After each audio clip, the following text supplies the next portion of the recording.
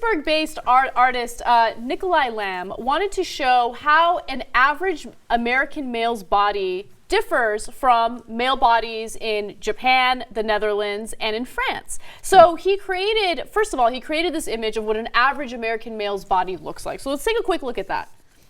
And he used information from the CDC. And okay, I mean, honestly, I would have assumed, considering our obesity epidemic, that he would be a little larger. But I'm looking at that, I'm thinking not so bad. But then you compare him to Japanese and French dudes, and you realize, all right, well, he's a little heavier. He's not as tall. Let's take a look at the other graphic. Okay, so right there you can see the difference. Who's the abominable snowman in the middle there? That's from the Netherlands, a dude from the Netherlands. Okay. By the way, in the Netherlands, they're lean and they're also tall, which makes me realize maybe I should go to the Netherlands. Get it. Time to go a little Dutch, huh? Maybe. So if you look at the average male body mass index, here's what you find.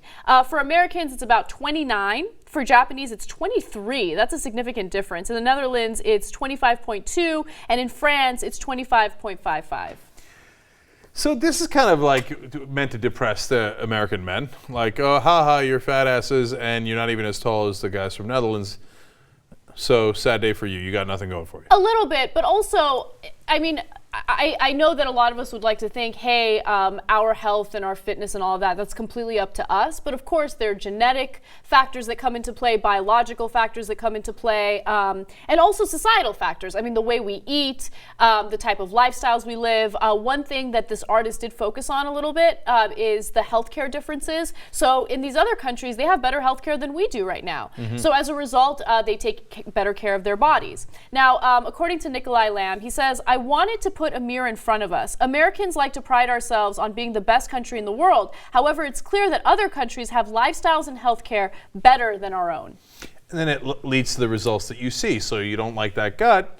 Well, it's partly because of the policies that we have and partly because of your own personal responsibility, obviously, and the decisions you made and the kind of food that we eat. But that's also partly related to the policies because the government says high fructose corn syrup, have at it. In fact, I'll give you subsidies for it. Mm-hmm. And that's partly what leads to that, too. So I actually had a little bit of a problem with the way he did this study because I felt like he left out a really important demographic. I wanted to see how Latin men fare in this equation. So I did my own research and I actually created my own little graphic. So let's take a quick look at that. All right, so as you can see, I was thinking, you were into the Netherlands guy, but that's not really your style. Not really. So as you can see, Latin American men, they fare well when it comes to this department. I wish we can do a close-up of Jesus Luz, but unfortunately, I think that's not. Yeah, that's plenty. Yeah. That's plenty right there. Jesus Christ. And when you put him next to the pudgy American dude, you're like, oh, come on, man. That ain't fair. And then and isn't it amazing how much taller the guy from the Netherlands is than the guy from Japan as an average? Yeah, it's incredible. It is.